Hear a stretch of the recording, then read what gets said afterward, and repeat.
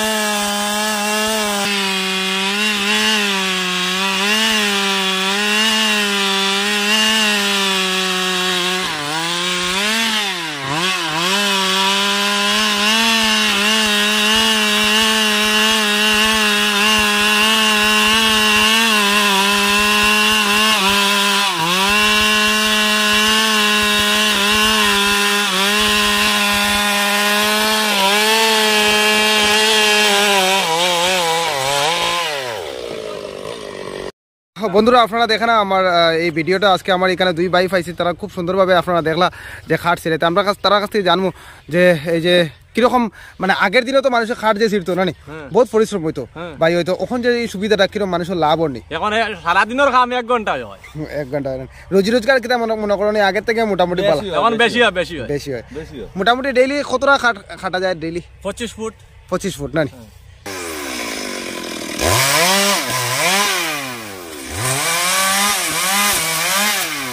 তো আপনার পুরো ভিডিওটা কিরকম লাগছে অবশ্যই জানাইবা।